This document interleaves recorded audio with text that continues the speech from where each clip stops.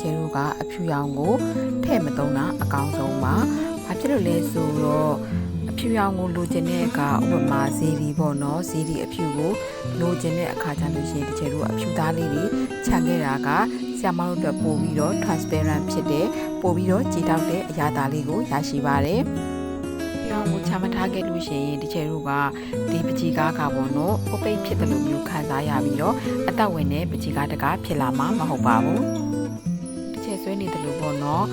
ပကြီးကားလေးကို transparent ဖြစ်အောင်ကြည်တောက်သွားအောင်ဒီချဲတို့ကအဖြူလေးတွေခြံခဲ့ပြီးသွားတဲ့အခါကျလို့ရှိရင်တော့ဒီချဲတို့တွေအမှောင်ပိုင်းလေးတွေကိုအပြာနဲ့ဆက်သွားတယ်ပေါ့နော်အဲ့လိုမျိုးလေးနဲ့ဆက်လုပ်တယ်ပြီးသွားတဲ့အခါကျလို့ရှိရင်တော့ဒီချဲတို့ဒီအရှိမရှိနေတဲ့ဒီအဝါရောင်တစ်ပင်လေးပေါ့နော်အဲ့ဒီငုပန်းလေးတွေရဲ့တစ်ပင်လေးဆိုလို့ရှိရင်ဒီချဲတို့က drawing မကောက်ဖ ೇನೆ တမ်းပြီးတော့ထည့်မယ်ပြီးသွားတဲ့အခါကျလို့ရှိရင်တစ်ပင်ရဲ့ပေါ့နော်ပင်စီလေးတွေကိုတော့ဒီချဲကအစိမ်းလေးတွေအနီလေးတွေနဲ့ဒီချဲ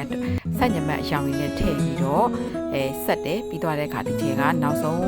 ဒီခိုင်းလေးတွေကိုလိုက်ထည့်တာပေါ့နော်အဲ့လိုမျိုးလေးတွေထည့်လိုက်တဲ့အတွက်ဒီချဲတို့ကjoin နဲ့ကောက်စီရမလို့ဘူးပြီးသွားတဲ့အခါဒီတစ်ပင်လေးတွေကလွယ်တယ်ပေါ့နော်ပို့ပြီးတော့လှပတဲ့ຫນွေနှောင်းတဲ့တစ်ပင်လေးတွေကိုရရှိမှာဖြစ်ပါတယ်ဒီကားလေးဆိုလို့ရှိရင်လွယ်တယ်လှတယ်ပေါ့နော်အခုလိုအေးမြပြီးတော့ကြည်လင်နေတဲ့ပကြီးကားလေးကိုဒီချိန်နဲ့အတူတူလိုက်ဆွဲဖို့ဒီချိန်ကဖိတ်ခေါ်ပါတယ်နောက်ထပ်ဒီလိုဗီဒီယိုလေးတွေကိုဒီချိန်ကတင်ဆက်ပေးမှာမလို့ဒီချိန်ရဲ့အကောင့်လေးကို follow လုပ်ခဲ့ပြီးအောင်နော်